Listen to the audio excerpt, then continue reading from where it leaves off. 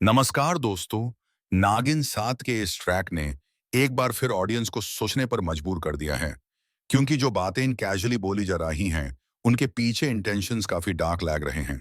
क्या अहाना सिर्फ नफरत का सिंबल है या किसी बड़ी चाल का हिस्सा? नगमानी का रास्ता इतना सीधा दिखाना क्या फ्यूचर ट्विस्ट को वीक बना देगा?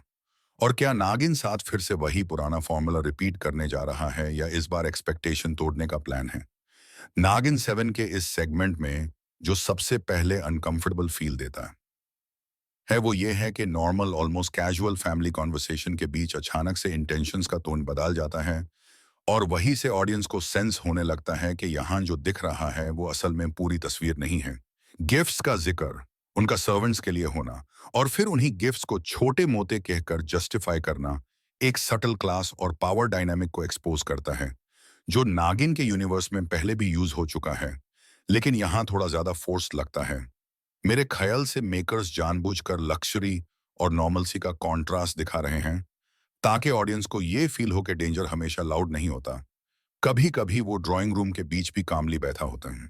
जब बात आती है काश बेटा होता जैसे स्टेटमेंट्स पर, तो ये सिर्फ एक थ्रो अवे लाइन नहीं लगती बल्कि एक माइंडसेट रिवील होता है जो इंस्टेंटली कैरेक्टर जजमेंट को इन्फ्लुएंस करता है। अब इस बात बताते हैं और ऑडियंस के लिए यहाँ सवाल उठता है कि क्या ये डायलॉग सिर्फ रिग्रेसिव ह्यूमर के लिए था या फ्यूचर ट्रैक का हिंट? इस मोमेंट पर नागिन 7 का राइटिंग थोड़ा रिस्की लगता है, क्योंकि अगर ऑडियंस को लगा कि ये बस कैजुअल टॉक्सिसिटी है बिना कॉन्सिक्वेंस के, तो बैकलैश भी आ सकता है। आर्यमन, पूर्वी और अहाना का इक्वेशन जब क्लैरिफाई किया जाता है कि कौन प्यार करता था और कौन सिर्फ नफरत, तो ये इमोशनल कम्प्लेक्सिटी से ज्यादा प्लॉट कन्वीनियंस लगती है, जैसे राइटर्स एक स्ट्रेट लाइन ड्रॉ कर रहे हों ताकि आगे का मैनिपुलेशन इजी हो जाए। और फिर जब नगमानी का डायरेक्ट मेंशन होता है और ये क्लियर कर दिया जाता है कि उस तक पहुंचने का रास्ता एक लड़की है, तो यहां से शो अपनी रियल इंटेंशन रिवील करता है कि इमोशंस सिर्फ टूल्स हैं और दीदी दीदी बाहन एंड गोल फिर भाई वही पुराना पावर ऑब्जेक्ट है। ऑडियंस के लिए ये मोमेंट मिक्स्ड रिएक्शन लाता है, क्योंकि एक तरफ नागिन का कोर फैंटेसी इंटैक्ट रहता है, लेकिन दूसरी तरफ लगता है कि मेकर्स फिर से नोन फॉर्मूला पर लौट आए हैं बिना ज्यादा इनोवेशन के। अगर हम इस ट्रैक को थोड़ा दूर से देखें तो क्लियरली लगता है कि नागिन 7 ऑडियंस के ट्रस्ट और पेशेंस दोनों को टेस्ट कर रहा है, क्योंकि रिपीटेड सीजन्स के बाद व्यूअर्स ऑलरेडी पैटर्न समझ चुके हैं और जब नगमानी जैसे एलिमेंट्स इतनी डायरेक्टली इंट्रोड्यूस किए जाते हैं तो सस्पेंस कम और एक्सपेक्टेशन ज्यादा हो जाती है।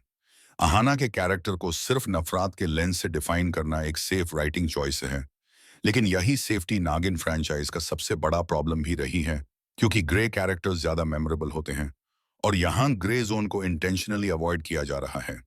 ऑडियंस रिएक्शन काफी डिवाइडेड हो सकता है।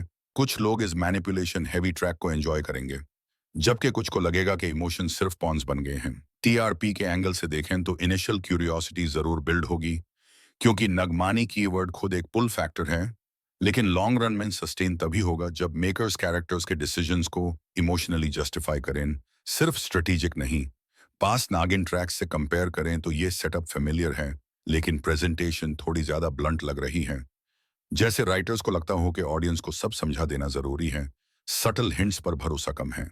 मेरा पर्सनल वर्डिक्ट यह है कि नागिन 7 इस वक्त एक सेफ बट प्रिडिक्टेबल जोन में चल रहा है, जहां शॉर्ट टर्म एक्साइटमेंट तो मिलेगी, लेकिन अगर अहाना और नगमानी के बीच का रास्ता सिर्फ मैनिपुलेशन और कन्वीनियंस पर बेस्ड रहा, मैं तमय रमाद है तो ऑडियंस इमोशनली डिटैच हो सकती है। आगे जाकर या तो शो इस ट्रैक को ट्विस्ट करके एक्सपेक्टेशन तोड़ देगा, या फिर वही पुरानी नागिन साइकिल रिपीट होगी और यह डिसीजन ही डिसाइड करेगा कि नागिन 7 सिर्फ एक और सीजन बनकर रह जाता है या फिर कुछ नया डिलीवर करता है।